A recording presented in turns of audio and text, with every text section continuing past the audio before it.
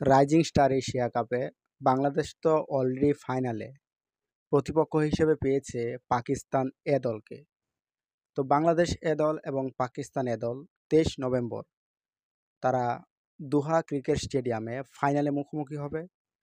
এবার কথা হচ্ছে ফাইনালটি কেমন হবে? ফাইনাল ম্যাচটি কি বাংলাদেশ জিততে পারবে? বাংলাদেশ কি রাইজিং স্টার এশিয়া কাপের ফাইনালে ট্রফি উঁচিয়ে ধরতে পারবে? প্রশ্ন কিন্তু এখানেই। দেখুন, বাংলাদেশ কিন্তু ভারতকে সেমিফাইনালে হারিয়ে তারা ফাইনালে এসেছে। ভারত তুলনামূলক শক্তিশালী দল ছিল।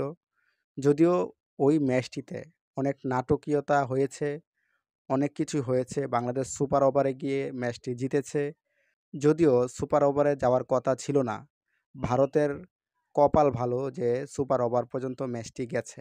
বাংলাদেশের ক্রিকেটারদের ভুলের কারণে ভারত কিন্তু সুযোগ পেয়ে গিয়েছিল। যদি ভারত সেই সুযোগটাকে কাজে লাগাতে পারত, তাহলে কিন্তু বাংলাদেশের ফাইনালে যাওয়া তো দূরের কথা, তার ধারে কাছেও যাওয়া অসম্ভব ছিল।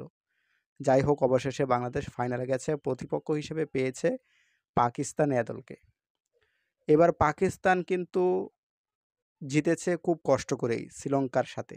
মাত্র ৫ রানে জিতেছে।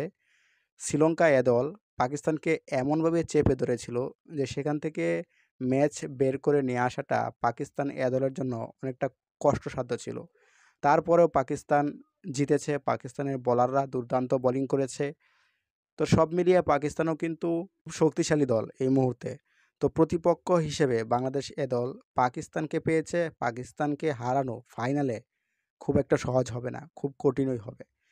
তারপরেও বাংলাদেশকে ব্যাটিং, বোলিং এবং ফিল্ডিং যে ক্যাচগুলা মিস হয়েছে ভারত ম্যাচে, সেখান থেকে বেরিয়ে আসতে হবে। সব দিক দিয়েই ভালো করতে হবে। তাহলেই পাকিস্তান এ দলকে হারানো সম্ভব হবে।